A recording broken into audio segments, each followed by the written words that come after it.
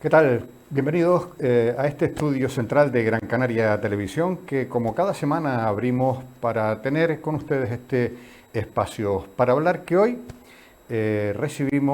abrimos para recibir a una escritora. Guillermina Pedraza es escritora y hoy presenta aquí en Espacios para Hablar su ópera prima, la novela Cayena Pura, editada por Canarias Cibuc. ¿Qué tal, Guillermina? Buenas Bienvenida. tardes, Chema. Gracias.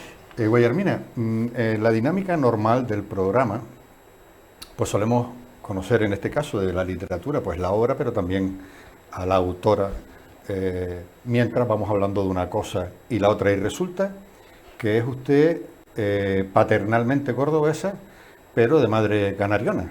Así es. Mi madre es de Las Palmas, ¿Las Palmas de Gran Canaria de dónde? de Alcaravanera, O sea, Las Palmeñas de Las Palmeñas. de Las Palmas. Bueno, además de su interés por la literatura en esta indagación que uno hace para poder entrevistar a alguien como usted, además de ese interés por la literatura, también es usted una apasionada de otras artes y otras artesanías. Sí. Concretamente es usted música y además en sus manos nace la sabiduría de la alfarería. Cuéntenos un poco y así la vamos conociendo, Guillermina. Pues como bien ha dicho, mi padre es cordobés. Yo nací y crecí en un pueblo de Córdoba que se llama La Rambla, que es un pueblo de tradición alfarera, ya de sus orígenes árabes. Y yo crecí en un taller de cerámica. Toda mi familia se dedica a la alfarería y desde muy pequeña pues aprendí a decorar cerámica, que era lo que hacían las mujeres. Ahora como que las mujeres ya se meten al torno y los hombres también decoran, pero antes los hombres torneaban y las mujeres decoraban. Yo aprendí a decorar y también de la mano de mi padre, que es músico, pues aprendí música, sí. Y dentro de la música es usted especialista en un instrumento, bueno, que podrían ser dos, de boquilla, saxofón y clarinete. Cuéntenos un poco también, porque obviamente en Córdoba y mientras se aficionó usted también a la música, tocaba en la banda municipal o alguna cosa de esta. Yo tocaba con mi padre y mi hermano en la banda de la Unión Musical Rambleña, en la banda de La Rambla. Y mi padre además cantaba, y cantaba flamenco y cantaba saeta. Entonces la relación con la música en casa siempre ha sido como muy estrecha. Y en cuanto a la música, y ya vamos un poco más puntualizando, en cuanto a la música, hoy en la actualidad, ¿sigue usted relacionada con la música? ¿Sigue usted tocando o el saxo o el clarinete en algún lado aquí? Sí, toco el clarinete. Bueno, el saxo lo tengo un poco más como más hobby, pero el clarinete sí toco en la Gran Canaria Women Band, que es una de las dos únicas bandas sinfónicas compuestas exclusivamente por mujeres de España y creo que también a nivel europeo. Y también toco con una agrupación musical que se llama Barahona. ¿Y tiene usted pensado, por ejemplo, la docencia con respecto a la música, aparte de tocarla usted como instrumento, ya no solo profesionalmente en una banda, sino también dedicarse a difundir esos conocimientos que usted tiene? Pues no me lo he planteado nunca porque mi educación musical nunca fue formal. Yo no asistí a conservatorio, yo siempre aprendí en la banda y nunca me he planteado la docencia en ninguno de los campos que he practicado o estudiado en mi vida. Luego, cuando uno va profundizando en esto de la búsqueda de información para conocer a la invitada que estamos entrevistando, pues uno descubre, en mi caso he descubierto que usted se define como una mujer aventurera y ese espíritu aventurero la ha llevado a viajar por medio mundo. Y finalmente recaló usted en Gran Canaria. Sí. De donde procede su madre, como acabamos de comentar, y que usted se ha tomado un poco como campamento base. ¿Cómo ocurrió que decidió quedarse aquí en Gran Canaria, entre nosotros? Pues la verdad es que ese espíritu aventurero y soñador nace de la tierna infancia. Yo crecí en un pueblo de la Andalucía profunda, del corazón de Andalucía además, está justo en el centro de la comunidad autónoma, del interior, de Campiña, y las vacaciones siempre las pasaba desde que era un bebé en Las Palmas. Eso me abrió desde muy pequeña dos mundos, el mundo isleño y el mundo de la península profunda. En unos años 80 en los que no había internet, no había tanta posibilidad de viajar como tenemos ahora y había un desconocimiento mutuo de los dos lugares, ¿no? Las personas que vivían por lo menos en mi entorno, en el que me crié no conocían el entorno isleño y viceversa. Entonces, al yo descubrir esos dos mundos desde muy, muy joven, pues sí que me quedaron ganas como de seguir descubriendo, porque yo me di cuenta de que lo que iba aprendiendo en un sitio no era absoluto, no era lo que valía, siempre había que contrastar, ¿no? Y eso me abrió a querer expandir un poco más, ¿no?, todo ese conocimiento. ¿Y Gran Canaria por qué? Porque a los gran canarios nos interesa mucho por qué se enamora la gente de nuestra tierra. Bueno, yo es que realmente creo que también viene un poco en la sangre, ¿no? Mi madre siempre me inculcó un amor por el mar y a mí no sé, yo crecí en Córdoba, pero no me gusta el frío excesivo, no me gusta el calor excesivo.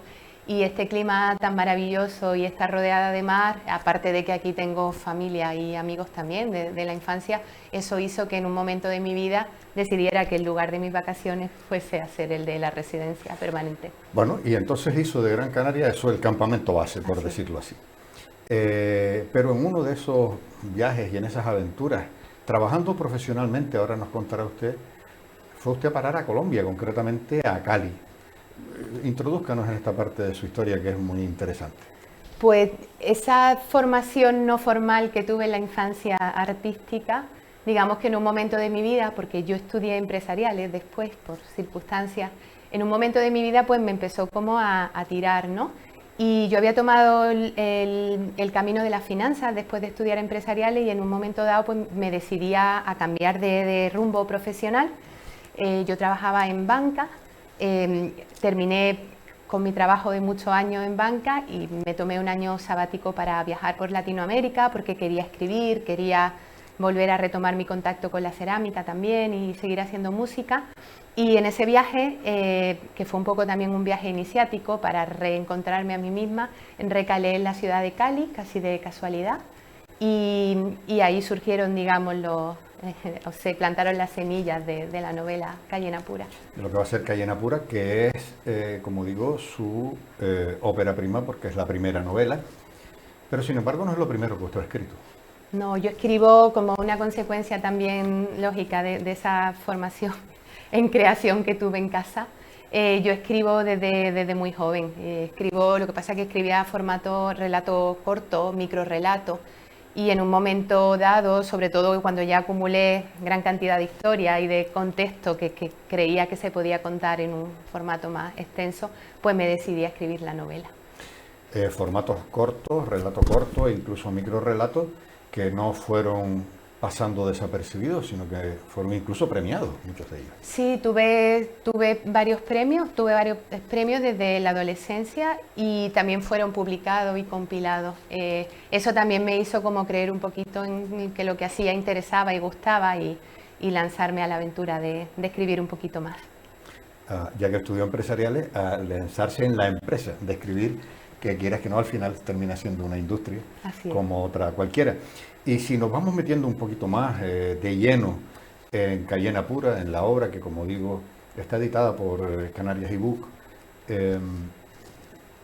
háganos un poquito una sinopsis de qué es lo que la movió a usted en Cali o en otros pueblos de Colombia para que naciera Cayena Pura.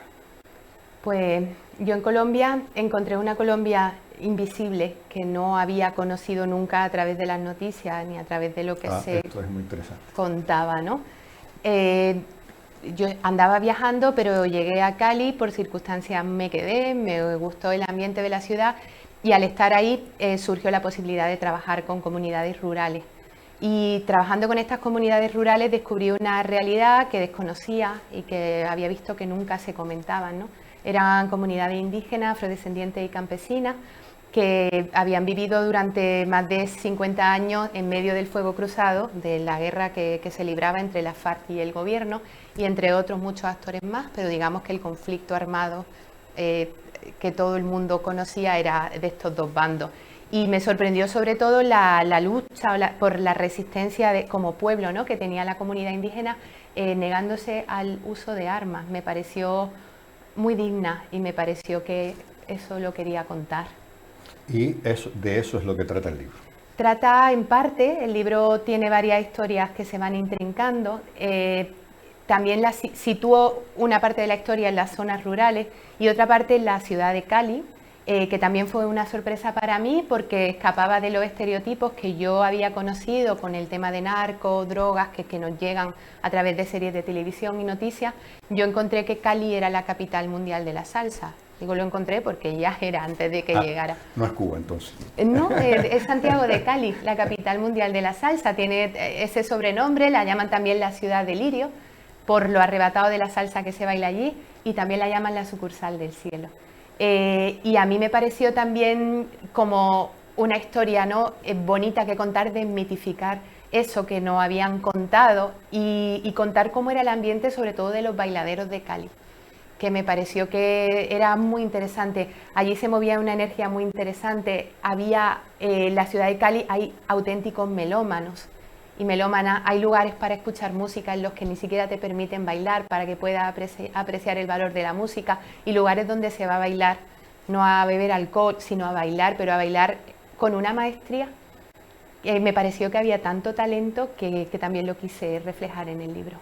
Y por hacer un poquito, insisto, la historia, la sinopsis de la novela empieza así y se desarrolla de esta otra manera, esto es lo que la inspiró a escribirla. Sí. Pero, ¿qué es lo que nos cuenta? ¿Por qué alguien tiene que ir a una librería y comprar Cayena Pura? Pues Cayena Pura te hace viajar a Colombia. Con Cayena yo intenté ir constantemente de un lugar a otro, dos lugares muy diferentes como la ciudad y el campo, pero que conectan a personas que tienen un mismo sentir y un mismo pulso. Yo utilicé a una personaje en femenino, quería que fuese una chica que viajaba sola, y ella, digamos, es el eje que lleva constantemente de una historia a la otra. La persona que lee Cayena Pura viaja a Cali, viaja a las zonas rurales. El libro es muy descriptivo, también es muy musical y sobre todo entiende la realidad de una Colombia aquejada de profundos conflictos sociales en la época en la que además se estaban negociando los acuerdos de paz de La Habana. Entonces creo que es muy interesante también a nivel político y de conocimiento de la realidad de un país muy complejo. Nos hacía usted un comentario ahora al inicio de las conversaciones que nos hablaba de que se encontró una Colombia invisible, especialmente en la comunidad indígena. Sí.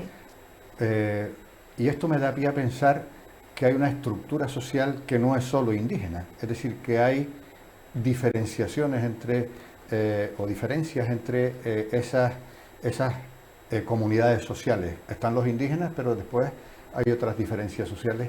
Sí. Cuéntanos un poco, Cobresa, cómo son esas diferencias y cómo conviven ellas, porque luego probablemente es lo que venga a dar espíritu a muchas de las historias que nos relatas. Pues a ver, esto viene de la época colonial, es una historia que también a nosotros, pues yo también me considero canaria, nos toca, ¿no? La historia la escriben los que ganan, y además después de que ganan legislan y digamos que invisibilizan al otro, ¿no?, al que se tiene que adaptar al nuevo mundo, digamos. Y digamos que eso pasó con la comunidad indígena, ¿no? Y me parecía muy interesante que comunidades originarias siguieran en pie de lucha sin utilizar armas, manteniendo su idiosincrasia, su lengua propia, sus formas de gobierno, sus formas también de su sistema propio de salud, y peleando sus derechos de una manera tan digna como era movilizándose, entrando a las tierras que les pertenecían y por temas de despojo pues le han arrebatado y ahora están sembradas de monocultivo de caña, entrando de nuevo a sembrar maíz, yuca, frijol. Me parecía muy digno y muy interesante de contar, ¿no? En Colombia conviven indígenas, conviven comunidades afrodescendientes que en su momento fueron llevados desde África a trabajar como esclavos, en una comunidad también mestiza, y conviven los blancos descendientes de los europeos, pero es verdad que yo creo que ese mestizaje todavía no se acepta del todo, ¿no? En las ciudades y también en el campo se vive ese racismo. Y quería un poco también hacer un homenaje, ¿no?, a estas comunidades, sobre todo a las comunidades originarias que estaban ahí antes de que llegaran a conquistarlas.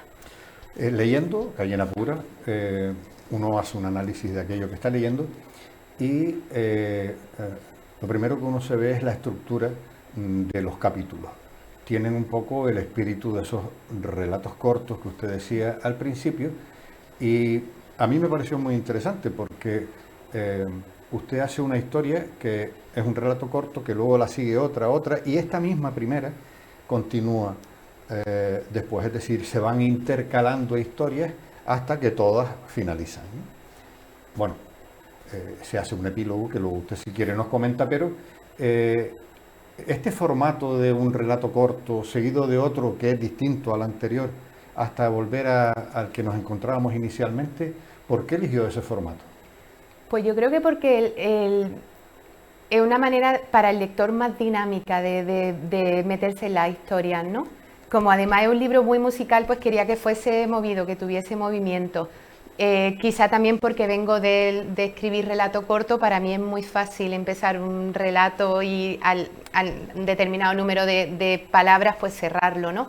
Y me resultaba más fácil escribir así que todo de corrido, pero sobre todo porque a mí me gusta leer esos libros que me dejan, como me van dejando la miel en los labios para seguir con la historia que estoy leyendo, y me quería intercalar, ¿no? las otras que también quería contar. Dice Roy Galán que para que un niño se coma la espinaca hay que metérsela en una croqueta, ¿no? Entonces yo entendía, quizá el tema político puede ser un poco más aburrido, pero si lo intercalo con historias de pasiones, de baile, quizá pueda entrar mejor al lector, ¿no?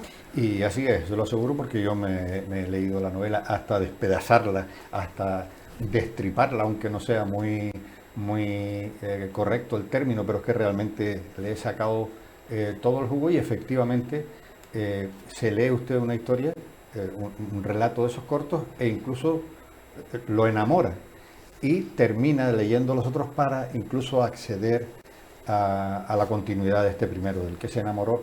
O sea que eso, si eso era una de las tareas y era una de las misiones, está perfectamente conseguida. Otra de las cosas que uno observa y que usted ha citado en 2 ocasiones es que es una novela muy musical. Usted utiliza, en este caso, en algunas de los relatos, en las páginas se ven códigos QR que, si uno los escanea, accedes a una base de Spotify que tiene una canción en concreto. Esto, ¿por qué quiso hacerlo así y qué es lo que permite descubrir la canción esa que usted pretende que se oye directamente cuando se descarga? Pues yo quería que el lector entrara de lleno en el ambiente, sobre todo en el ambiente de las zonas rurales, en el ambiente selvático, en el que conviven las comunidades y donde se ha librado el conflicto armado, pero también en el ambiente de los bailaderos de la ciudad de Cali. Y no solo de los bailaderos, sino de la propia ciudad en sí, que es una ciudad que suena a música, porque Cali está rodeada por unas montañas que se llaman los Farallones de Cali, de las que por las tardes sopla una brisa súper rica, súper agradable, y además está surcada por 2 ríos, entonces la naturaleza suena también. Cali en sí es una ciudad musical. Y quería meter al lector en el ambiente. Yo tengo una obsesión por describir, ¿no? Y porque las personas viajen al lugar donde yo estoy ambientando la historia. Y creía que escuchando esa música, que además me parecía maravilloso, porque cuando yo vivía en Cali sonaba música de los 80, el idilio de Willy Colón, que se estrenó en el 93, me parece que fue, y seguía sonando en el 2014, 2015, 2016, y la gente lo bailaba con la misma pasión, como si fuera el hit del momento, ¿no? Y quería transmitir como esa pureza también de la música, ¿no? Esto le da, en el análisis puramente literario, le da 2 características a su texto. Y efectivamente, sin llegar a lo del realismo fantástico, pero sí que tiene usted un marcadísimo carácter denotativo, lleno de múltiples detalles que describen desde los vestuarios hasta las costumbres, el entorno, los olores. Esto lo matiza usted mucho porque ¿se aficionó a eso en el relato corto o porque realmente tiene usted una tendencia al matiz? Tengo una tendencia, pero yo creo que más que en el relato corto, la insularidad de mi madre me hizo tener que comunicar constantemente cómo era un lugar y cómo era otro a mi familia y amigos de Península y de Canarias. Y en su momento, como tampoco había internet, ni correo electrónico, ni WhatsApp, yo escribía muchas cartas y recibía mucha correspondencia de mis primos. Y eso me hizo como desarrollar mucho, ¿no? Ese lenguaje descriptivo. Yo creo que viene de ahí, esa obsesión por describir cómo son las cosas. En esa sensación de tener que describirlo todo, y ya no digo obsesión, pero sí tendencia a describir. Revisa usted después lo que escribe, porque claro, usted describe y tiene que sentir que aquello que está describiendo puede o no hacer sentir al lector eso que usted está escribiendo. ¿Revisa usted lo que escribe o ya se lanza a la piscina y lo que escribe lo escribe así y así lo envía? No, sí, reviso mucho. El acto de escribir es un acto muy rápido y muy, como a veces decimos los que escribimos, como casi vomitivo, de vomitar. Después el trabajo grande, al menos para mí, viene del pulido, ¿no? De pulir. Y eso le hace revivir la historia y volver a contar, le hace volver a contar esa misma historia hasta que queda como a usted le parece que tiene que ser a través de esas descripciones. Esto es en cuanto al análisis del estilo, pues, denotativo, pero también tiene, y lo hablaba a través de la música, pues todo un estilo y un lenguaje también connotativo, en tanto en cuanto a que no solo quiere describir entornos externos, sino también internos a través de emociones, música, danza. Esto también es muy interesante porque se lo está leyendo uno y al margen de todas estas estructuras que hemos ido analizando, uno siente las cosas. ¿Qué le han dicho cuando le hacen un análisis como el que estamos haciendo ahora con respecto a estos dos estilos, tanto denotativo como connotativo, y en el caso del connotativo concretamente? Pues a mí, en ese sentido, y además como uno de los mayores piropos, ¿no? Ay, parece que estoy allí, y es que me emocionó tanto. Lo que mejor me pueden decir, y es verdad que lo he escuchado varias veces y para mí es como un orgullo, es como, terminó el libro y no quería que terminara porque era tan feliz estando en la vida de esos personajes, y al fin y al cabo ese era el objetivo, ¿no? Que la gente cuando lea pase un buen rato de la mano de esta gente inventada. ¿Lo han leído en Colombia? Lo han leído en Colombia. ¿Y? Pues he tenido buenas críticas, sí. Buenas críticas, o sea, se sienten identificados con lo que usted está escribiendo, porque eso ya sí es el piropazo. Sí, total, y era lo que más respeto me daba. Sí, porque sobre todo con el tema de la resistencia indígena y del conflicto armado, el enfoque dentro de todo pues bastante neutral, ¿no? Se habla de cómo está el territorio, de cuáles son los actores que están en el territorio. No se habla de víctima y victimario, a veces las víctimas son los victimarios y viceversa, incluso sin saberlo, ¿no? Ellos mismos. Entonces, lo que yo quería, que era abordar el tema con respeto, creo que en ese sentido lo he logrado. Dentro de todo esto que usted cuenta, en ese ambiente de esa Colombia, que hoy, por cierto, está viviendo otro periodo casi de transición, porque ya llevan unos días fuertes de salir a la calle y manifestar un carácter que también a lo mejor hasta ahora era invisible, y sin embargo, pues ahora están tomando esa fortaleza para conseguir una serie de metas que tienen muy claras y no van a ceder hasta que las consigan, cosa que particularmente me parece muy bien, pero le presta a usted mucha atención también a la figura de la mujer. Sí. Cuéntenos un poquito de esta parte, porque, bueno, luego hablaremos de mujeres también. A mí me interesaba mucho el mostrar, ¿no? Cuando yo viajaba sola y yo llegué a Colombia y a otros países de Latinoamérica, y tuve mucha suerte porque fui sostenida por una red casi siempre en femenino, ¿no? Iba siendo amiga aquí y allá, y me interesaba mucho el mostrar esa forma de sororidad que podemos tener entre mujeres y que a veces pues desde que somos pequeñitas pues nos enseñan a competir entre nosotras, que es una manera, a mi parecer, en la que el patriarcado pues nos hace como débiles, ¿no? Entonces quería mostrar eso, ¿no? Que cuando las mujeres se unen son muy poderosas. Quería mostrar lo vulnerable que puede llegar a ser una mujer cuando se decide a viajar sola. Y en este caso es América Latina, pero a veces nos pasa incluso aquí, ¿no? Paseando por la calle una noche que vienes de fiesta, o tema de los piropos, cómo nos afecta, ¿no? A nosotras, a nuestra libertad de transitar libremente por las calles. Y quería mostrar sobre todo el papel de la mujer en política, lo importante que es que las mujeres vayamos ocupando esos espacios, ¿no? Lejos de ese que se nos ha delegado, ¿no? Que es la casa y el cuidado. Podemos también ocupar otro espacio, y en las comunidades indígenas lo vi muy patente y me pareció también muy poderoso. Yo creo que por eso también, por la presencia de la mujer en la asamblea y en la política, estas comunidades son aguerridas pero sin armas. Ellos hacen su lucha por la resistencia de su pueblo saliendo a marchar, como está haciendo ahora el pueblo colombiano, que sí que es lo invisible, porque el pueblo colombiano no es violento. Nos han vendido que es violento, pero no, y ahí lo están demostrando. Ellos están saliendo en masa a protestar y a levantar la voz, pero eso no es violencia, eso es un derecho.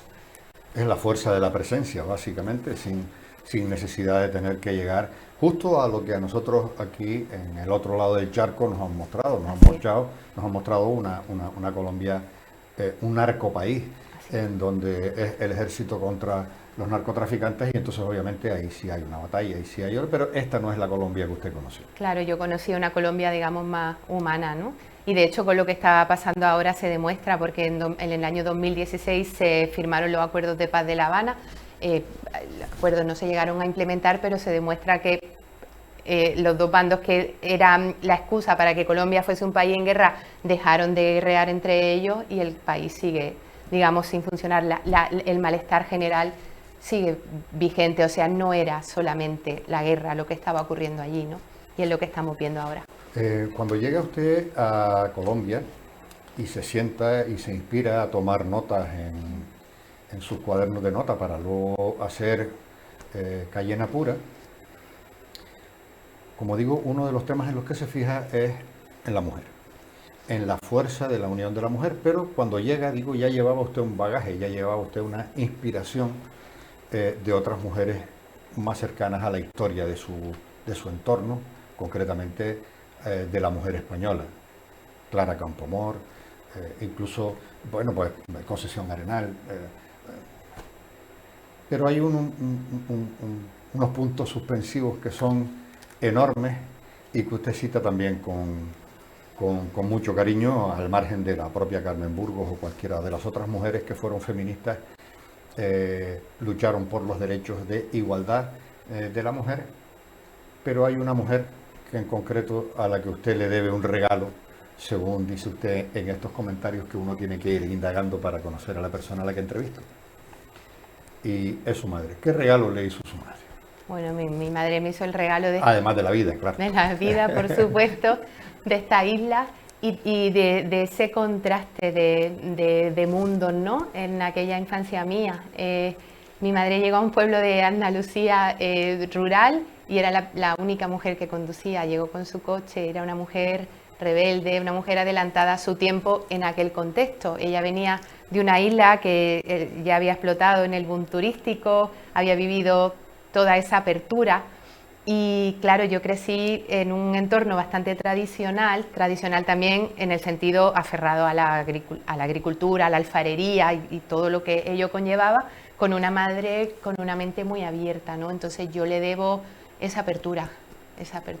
Esa independencia e incluso esa rebeldía, suele usted decir. ¿Contra qué cosas se revela de esas que le inspiró su madre? Pues mira, yo me rebelo sobre todo contra la injusticia. Yo me rebelo contra todo lo que tiene que ver con la opresión al otro, ya no solamente a nosotras mujeres por el mero hecho de género, sino a los pueblos que no escribieron la historia, a esas personas que no tienen voz. Y creo que es una consecuencia de todo esto, ¿no? De ver que cuando todo el mundo normalizaba todo, yo tenía una figura que era la de mi mamá, que me decía, no, esto no es normal, porque de donde yo vengo es de otra manera. Quizá es normal en los dos casos, ¿no? Entonces eso me hace pues querer entender un poco al otro y también pues levantar la mano y decir que nosotras o que estos pueblos pues tienen el mismo derecho que... En esa tarea de conocer al otro, voy a ver si soy capaz de dividir la pregunta en otras dos. En esa intención de conocer al otro, uno tiene que partir de conocerse a uno mismo, pero esa va a ser la segunda parte. Cuando conoce al otro y usted se sienta a escribir Cayena Pura, hay un montón de personajes. Cuéntenos algunos nombres de esos personajes, algunas de las tareas de esos personajes en sus pequeños relatos y después, si lo quiere usted y lo tiene a bien, léanos alguno de los relatos. ¿Qué personajes son esos que le alegran a uno de un capítulo y otro hasta llegar al final de Calle Napura? Pues quizá, no sé, la figura de Lili para mí era muy importante, era la amiga saltarina, alocada, libre de prejuicios, que acompañó a la protagonista durante todo su periplo. Me parecía que rompía con muchos estereotipos y en ese sentido la quise incluir así, porque el mundo es diverso y debemos aceptar lo diverso, ¿no? Después está esa figura maternal de matrona africana que representa a Luz Dari, en el que quería rendir un homenaje a esas madres nuestras y a esas abuelas que siempre hemos visto trabajando incansables en la casa, en el negocio familiar, sin quejarse. Parecía que ellas no se cansaban nunca, ¿no? Y esta mujer pues que está sirviendo en una casa que ya no tiene por qué hacerlo, pero pues le voy a servir el desayuno y además era la figura de la mujer negra o afrodescendiente en la ciudad de Cali, que no tiene las posibilidades que tiene una blanca, ¿no? Porque ella convive o sirve en la casa de una mujer blanca con la que se crió en una comuna muy pobre. Sin embargo, la blanca logró ascender en el escalafón social y vivir en una casa muy rica del Cali Viejo, y esta señora pues sigue sirviéndola a ella, ¿no? Cuando prácticamente la crió. Y quería mostrar eso, ¿no? Que Colombia desgraciadamente es un país racista también, ¿no? En esas mujeres, esta mujer de origen africano, esta mujer negra, que sigue sirviendo, pero que sigue teniendo un corazón maternal terrible, de estos que te pone la comida, quieras o no quieras, y además te la tienes que comer, como además se describe en uno de los capítulos. Elija, por favor, un capítulo y cuéntenos un poquito, déjenos el tono de su lectura en la historia que a usted que más le parezca que puede ser representativa de todo esto que nos ha contado hoy.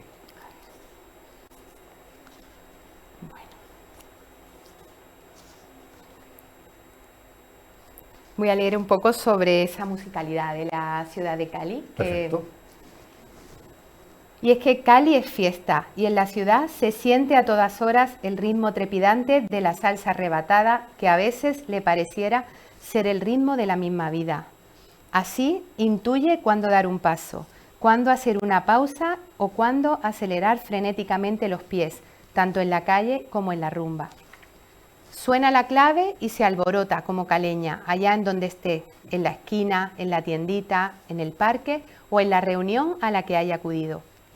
La sucursal del cielo le baila lo que suene, porque el ritmo de la brisa es caprichoso y provoca moverse a su compás. Porque además de asfalto y violencia, a la ciudad la cruzan dos ríos, está rodeada de montañas y la naturaleza es una melodía que inspira y precisa ser contada. Pero sobre todo, Cali le baila a la salsa que anestesia, que reparte alegría por doquiera que suena y que celebra el mestizaje de los caleños, que hacen parte de esa raza inconclusa que mezcló la sangre de los conquistadores blancos con la de los pueblos originarios que viven pegados a las montañas y la de los negros llegados de África que fueron forzados a trabajar como esclavos. Pero a pesar de la riqueza de esa miscelánea, la ciudad aún no ha aprendido a festejar su temperamento mestizo, algo que sí se ha adelantado a hacer la salsa, que la gente baila para remover los escombros de la sangre y rescatar de ello la esencia propia. Fíjense ustedes que es un relato elegido por la autora al azar y en este poquito que nos ha leído hemos visto todos esas connotaciones que hablábamos ahora a lo largo de la entrevista, tanto el aspecto connotativo en el que se traslada la emoción de lo que se está viviendo en esta parte de relato corto, la historia, la unión de mestizajes, el cómo se vive, el cómo lo sienten, toda esa parte connotativa, pero sin embargo también es tremendamente descriptivo y por tanto también se respeta ese código literario que es la denotación. Entonces, esto es solo una muestra de un relato que ha elegido al azar. El libro, se los aseguro, es una maravilla de leer porque uno lo disfruta entero sin conocer nada del lugar que está describiendo, se va llenando uno de ese sitio, que es en definitiva una de las cosas que usted quería trasladar a lo largo de toda la novela. Sí, así es. Pues una de las cosas que más me impresionó de ir descubriéndola a la autora, no a la novela, es que es usted también en sus descripciones una mujer que dice que está llena de historias y llena de vida, llena de vidas a las que puede ir accediendo pues paulatinamente en pequeños retazos. Yo, si usted me lo permite, y ahora por eso más que nunca, la invitaría a que fuera capaz de volver a perderse sobre esos retazos y sobre esas vidas que le pertenecen y que tiene dentro, ahora más que nunca, y las transformara en libro, de manera que algún día podamos volver a leer esas cosas que nos tiene que contar con tanto cariño, con tanto detalle y con tanta emoción. Guayarmina Pedraza, escritora, música y sobre todo soñadora. Muchas gracias por haber venido a aderezar este Espacios para Hablar con Cayena pura y con su personalidad y su sensibilidad. Y ya sabe que aquí en Gran Canaria Televisión tiene usted su casa para cuando usted quiera. Muchas gracias. Y a ustedes, señoras y señores, muchas gracias por habernos abierto sus hogares una semana más, por haber compartido con nosotros aquí en este estudio central de Gran Canaria Televisión este Espacios para Hablar, que saben que se hace única y exclusivamente para el interés de espectadores como ustedes. Muchas gracias.